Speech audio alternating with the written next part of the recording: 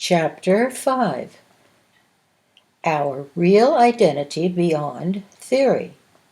Recognizing and feeling the child within. A conversation at Woodsong. William, you say I'm to find the child within myself. How do I actually do that beyond dreaming about it? First, and absolutely essential to the process, we affirm the child's existence and presence. Like God, the child doesn't seem present to the old nature's eye. There are no intellectual proofs immediately at hand. We accept this existence and presence on faith, just as we accept the presence of God on faith. Before long, the child will stir within and prove it is very much alive and present. What will I feel? Oh my goodness, Mary. The child within is actually the child we were, still are, and still here, a child. It laughs with us, it sings in our heart, it remembers. It is interested, it is curious, thoughtful, full of love, excited sometimes, just as we felt as a child. These very feelings begin to return inside us, in small ways at first, like remembering how the freshly cut grass smelled when we were children. It may be the sound of a frosty ground crunching under your feet. We hear it and remember hearing it just that way on our way to school. We hear those sounds again, just as we did as children. We feel certain feelings again, some of them most remarkable. But listen, listen. This time, now that you have been here and heard the strange words, this time we will know it is the child within, and that knowing is essential. Identity is hoving back into view.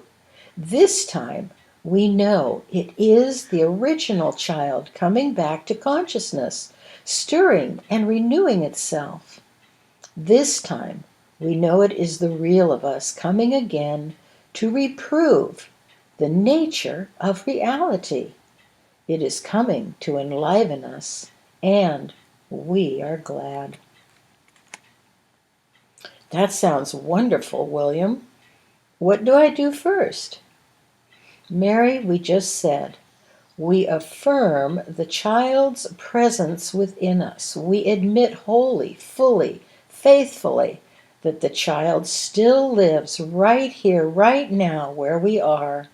We determine to let go and let it out, to bring it forth from the stultifying sophistication and guilt of adulthood and time.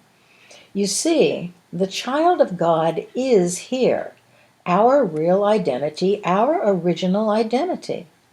It is that part of us that will survive when the finite body falls away.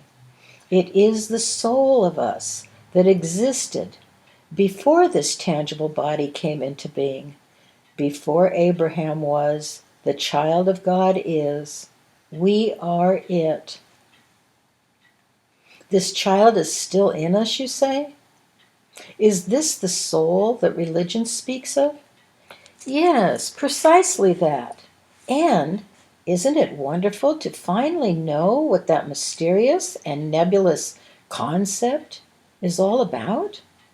To know what it is and where it is and how it is felt, and that it lives in such tender and wonderful manner, and especially that it still is filled with enthusiasm and joy, and that its rediscovery brings renewal right here in the world?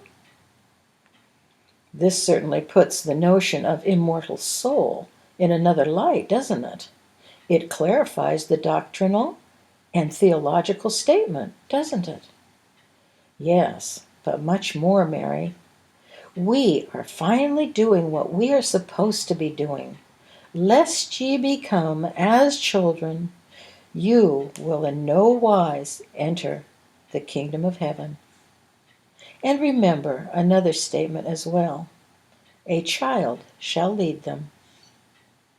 If the child comes alive again, as you say, what does that do for me here in the flesh? So many things I can't count them. A twinkle in the eye comes back. Fear falls away. We aren't so concerned about time, the body, and its affairs. We know the child in us. We trust the child to lead us straight to knowledge of truth. As a matter of fact, the child is the God of us. The child of God? No, the other way around. God is being the child. The child within is the perfect image of the ineffable, the first identity made in the image of God, as the Bible relates. It lives and moves and has its being in God. It has never been sick. It has never suffered nor made a mistake. It isn't vaunted up nor bowed down. It isn't guilty. It is not bound by temporality or space. And it understands what time and space are all about. The bubbling I feel inside at this moment is my real identity? Yes. What about this awareness right here as I look at you and listen to you? This awareness is the light of life and belongs to God. Awareness is the child I am. Awareness becomes us as we have a change of heart. Let go the old man and return to the child within. This present awareness becomes sharper and clearer because it has things to do in the world. It bubbles a lot more, Mary. Well, for goodness sakes, I don't know what to make of this. You don't know what? It sounds so good and feels wonderful, but I don't know. The doubts and distrusts don't belong to the child, Mary, but to the illegitimate old bastard of us. What do you have to lose? Must I argue for what I have found? Then, in your inner disquiet, you ask to come here to see what I have found?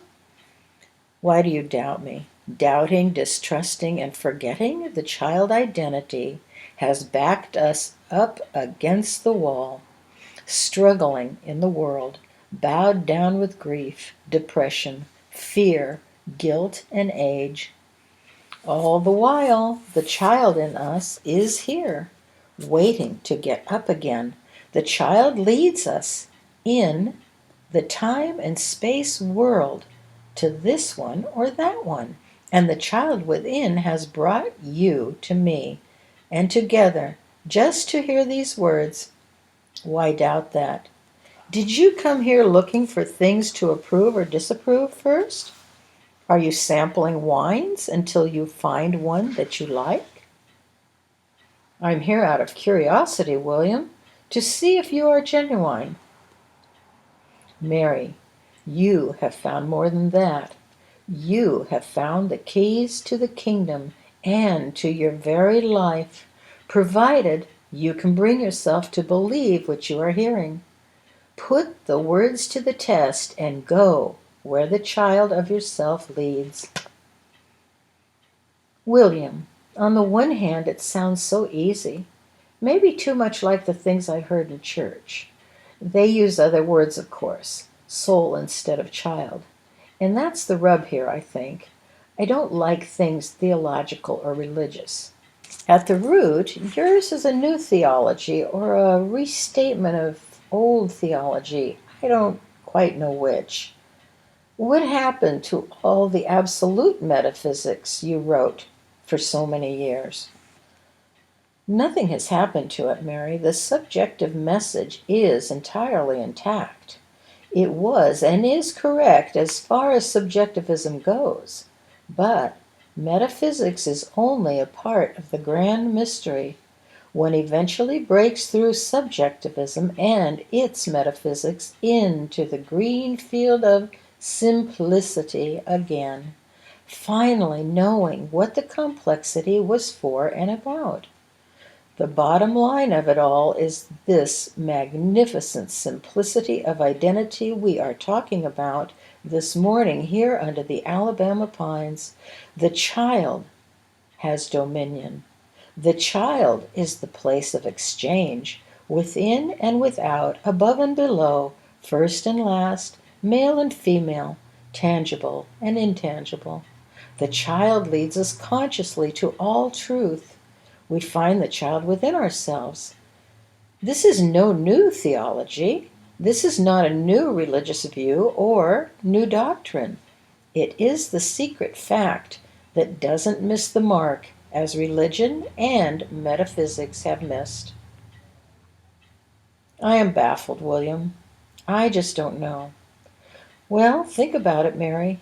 You've heard it straight and true. The child is you. It is up to you, yourself, and God. Where does the old nature fit?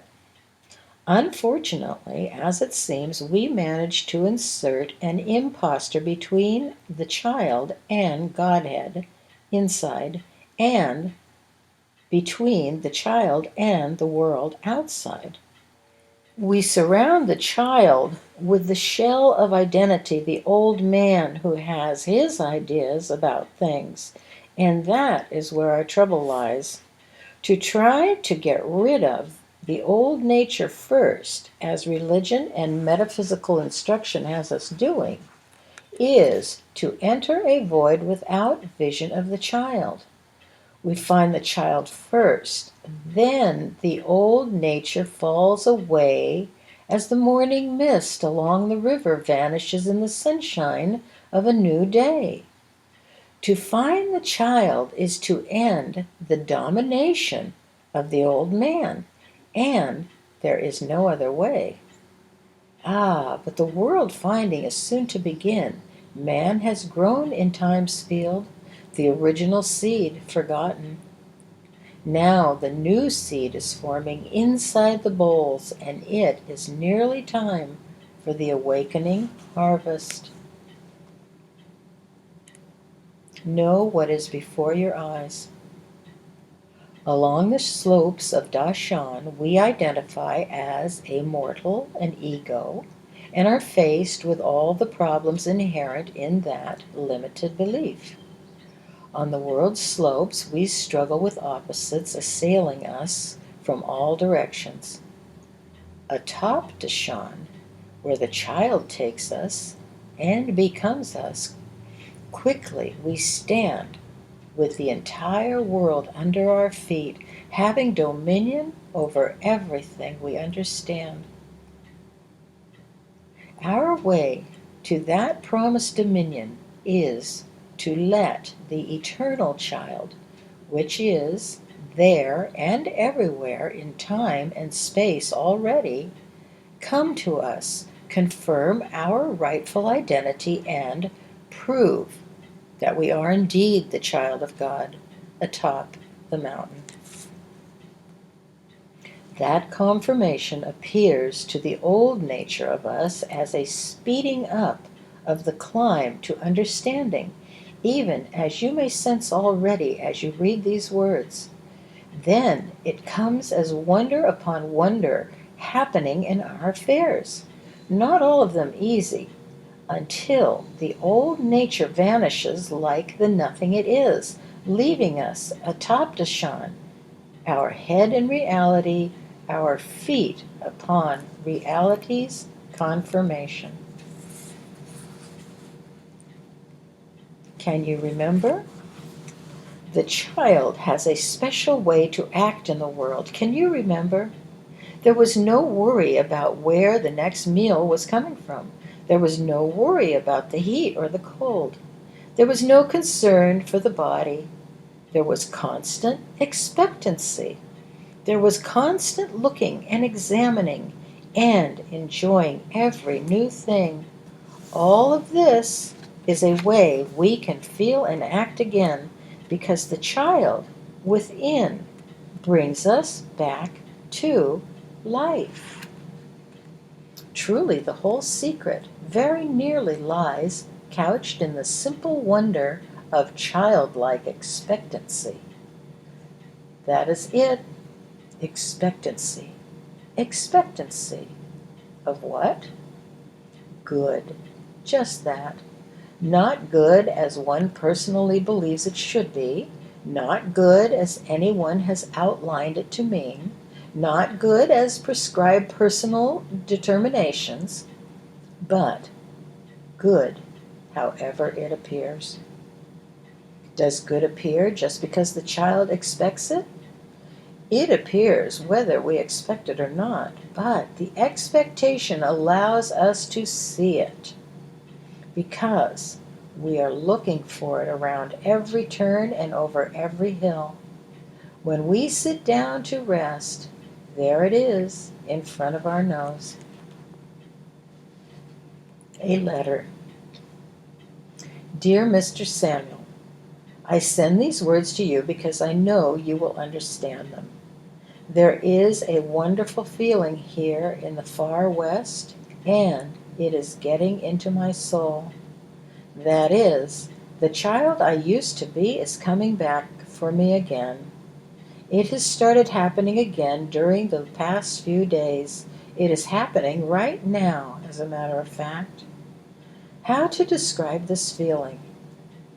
It can't be written, except by comparison with the crappy feelings I have had so often since those days long ago when I first found it, or it found me.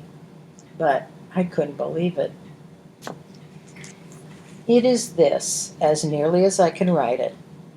I found something years ago, but I wasn't ready then. There was more living to do and more abuse to experience. Plain old suffering to learn what really is real.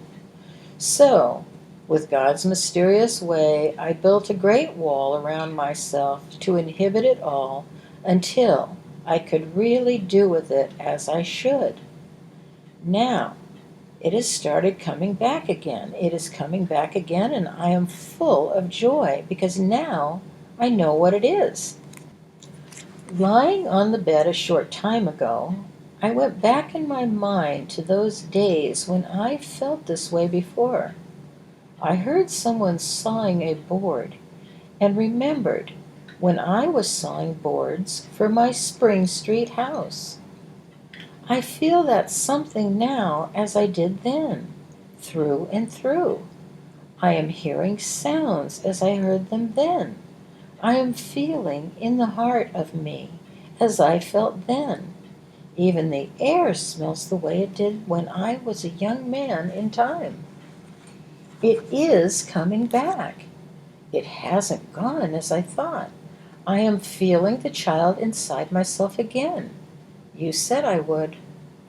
Yesterday, as Sue and I drove with Marjorie down to the beach, I felt it for a moment and I said, I'm feeling the California feeling.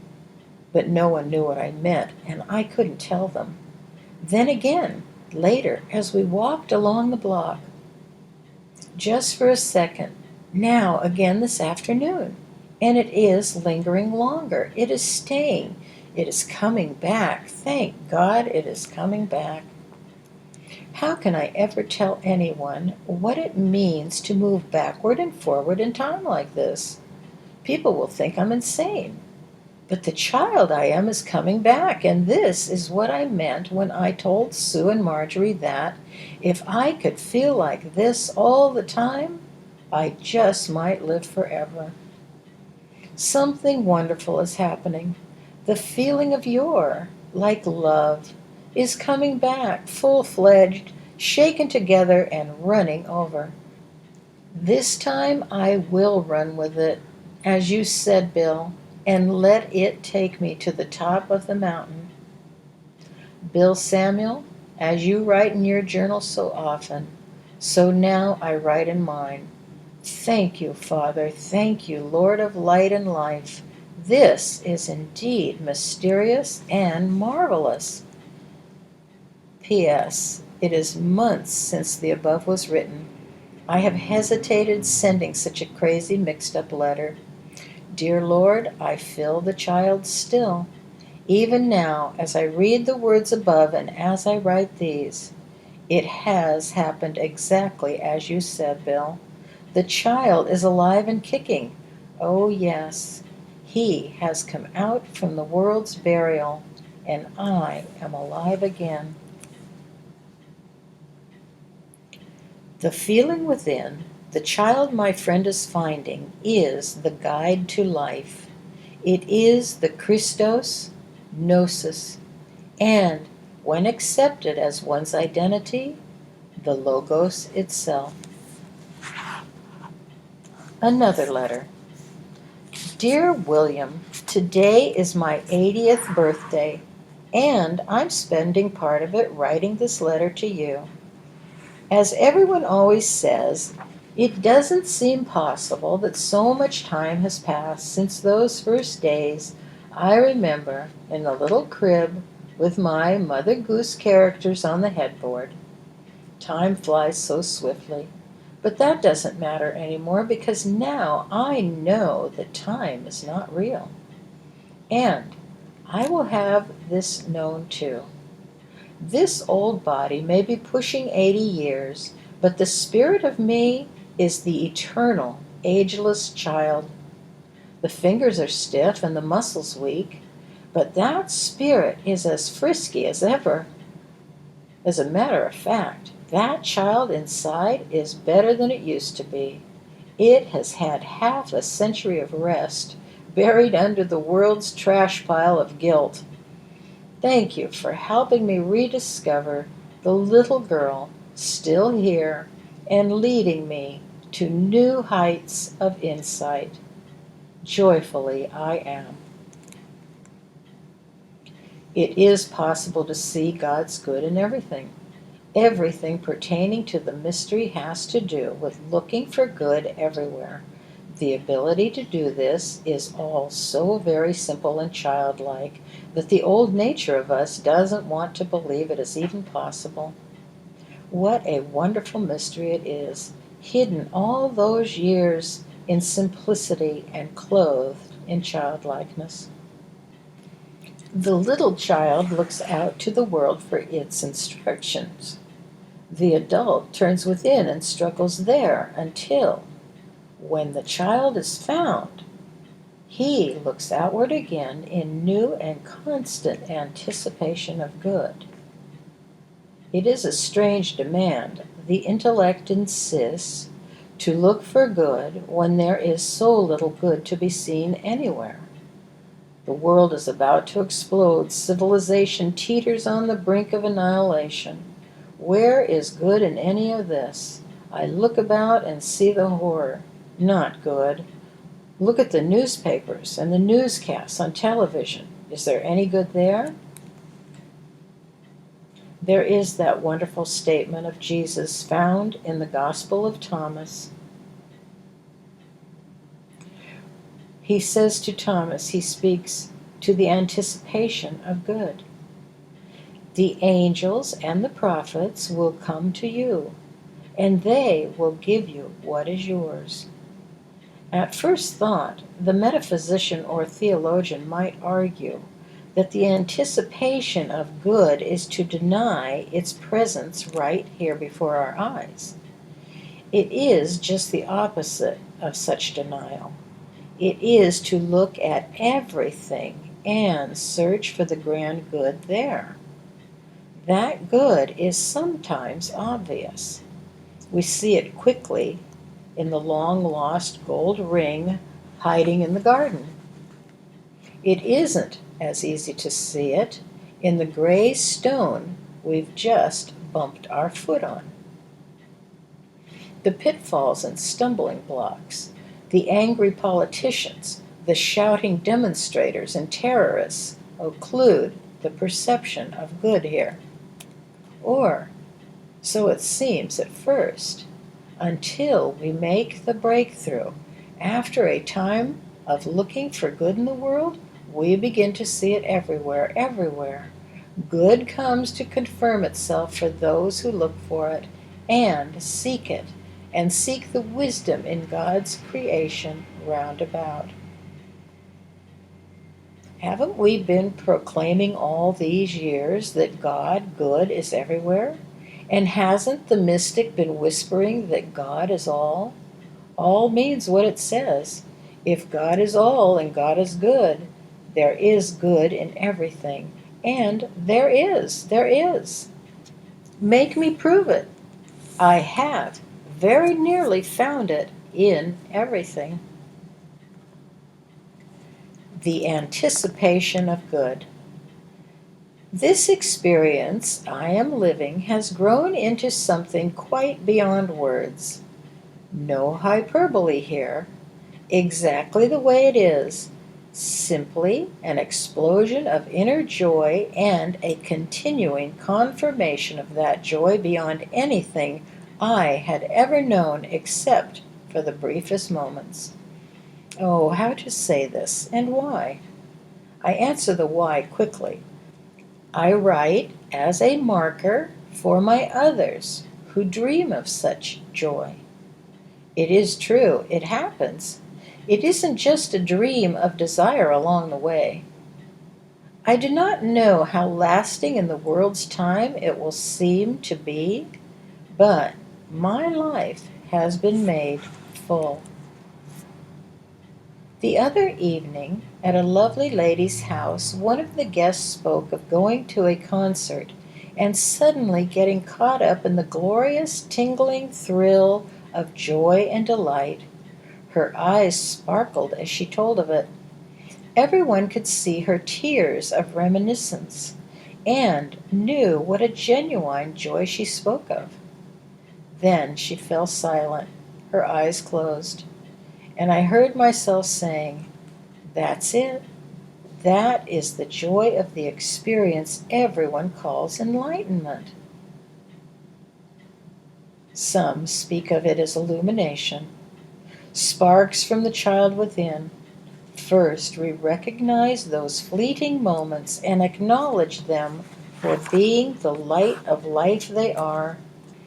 In so acknowledging them, we are faithful to the pennies of such moments and eventually find ourselves trusted with the dollars of them. Greater moments come, and greater. We look around one day to find we are living in the continual confirmation of the joy we have faithfully anticipated. These words are true and faithful. They tell of a great joy beyond words, what must surely be one of the wonders of the wonders. I have not seen a person who cannot prove the honesty of these concepts for himself and begin to live a new life and a new marvelous experience. The joy of that moment, at that concert, will expand and expand, I told the lady, so that the thrill continues. I don't know if I could stand that, she said. Joy is our heritage, our birthright. We are the children of God, so joy is our heritage. Why should we deprive ourselves of the inheritance by thinking one must perish in the flesh before God's kingdom becomes God's kingdom? And God saw everything he made, and behold, it was very good. That good is right here, right now, even as I struggle to write about it. Good is ours for the anticipation. But that's not the end of the matter. The anticipation and receipt of truth is only half the joy. There is much to be done with the truth once we've received it. That is the subject we'll be into soon.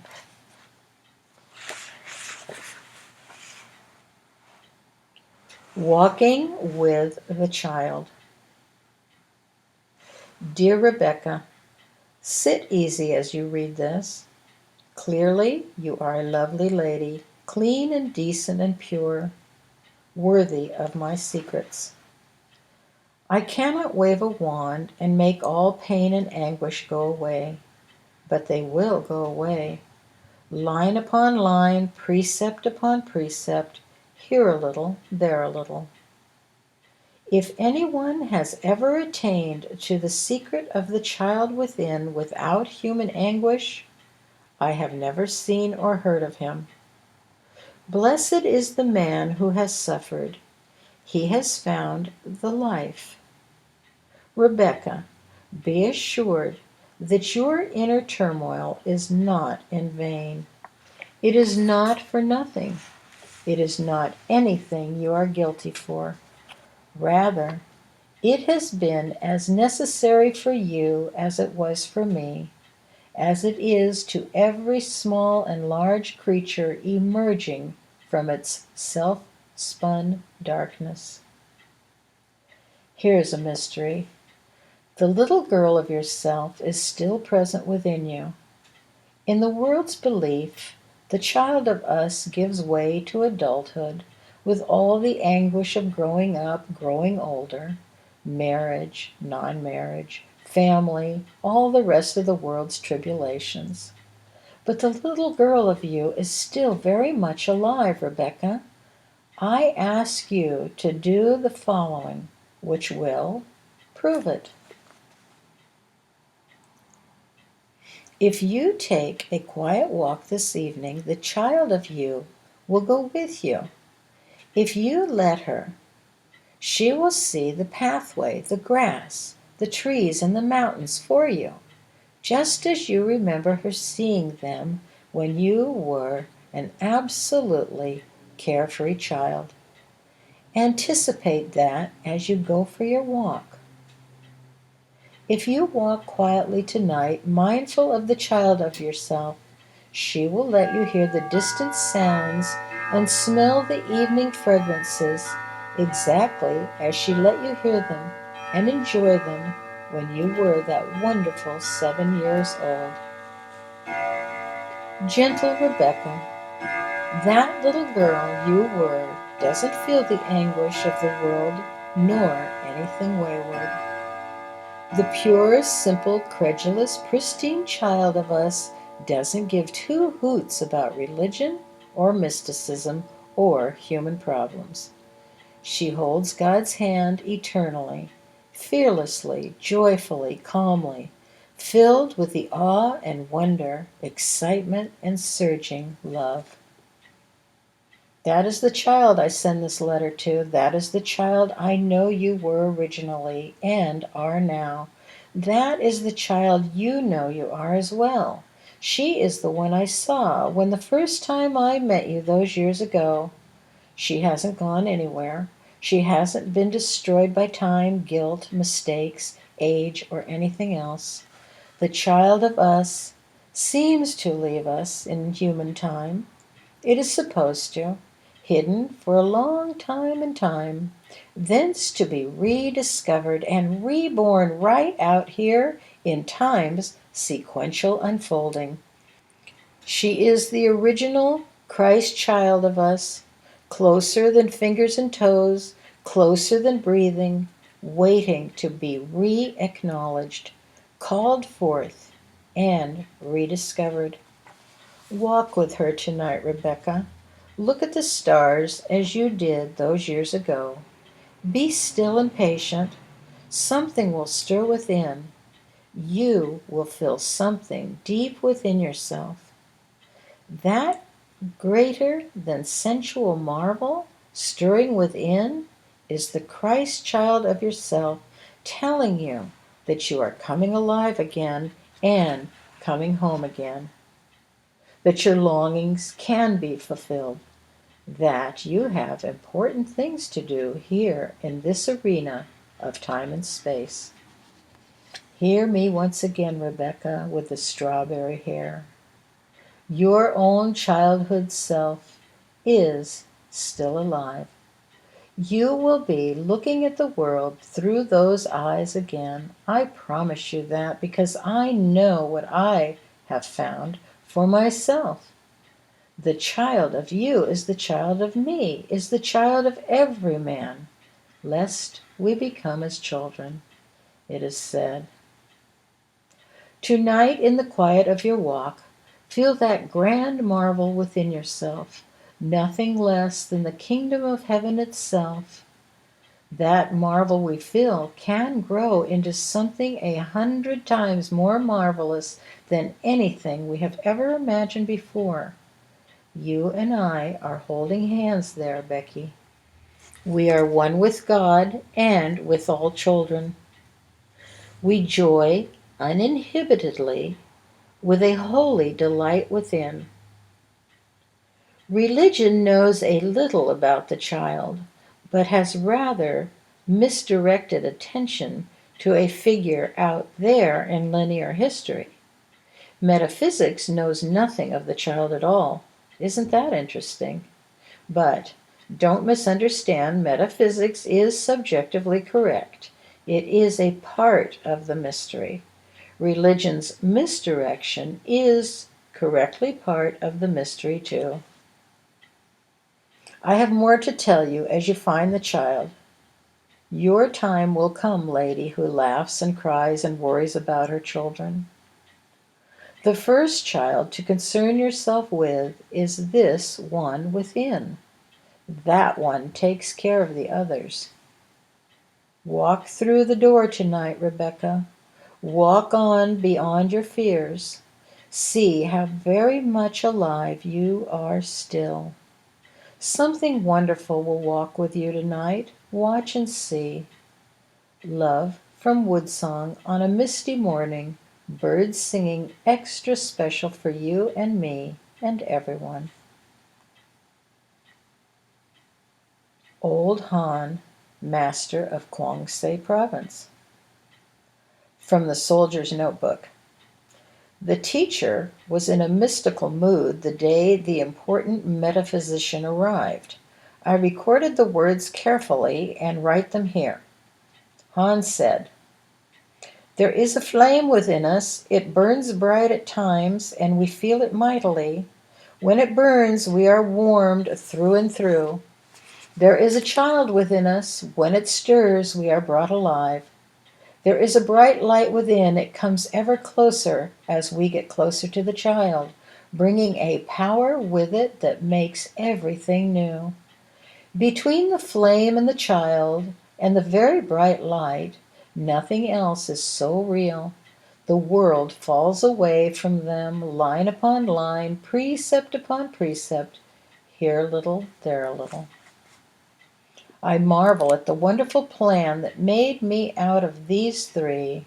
We stand as a solitary, these two and I. I am become the child, and I reign as witness over my subjective view of things. I am given dominion here. Now hear this, all my old friends of Kwang-se Province. All that is true for me is true for you. The child within us proves it is true." A loud voice came from the courtyard. It was the important priest and metaphysician. "Oh, yes, Master Han," he shouted so everyone could hear. "That sounds marvelously mystical and inspiring. But if it is true, why do you sit there eating porridge, looking more feeble than anyone? You don't look like one of those who has learned the mystery of life to me. You don't look like a teacher of truth is supposed to look." Han finished the last spoon of porridge, stretched himself out on the cot, and emitted an enormous belch. "The holy man you are looking for is inside you, my friend. The honest teacher tells you that." Soon Han was sleeping. The stranger left quickly to find another teacher.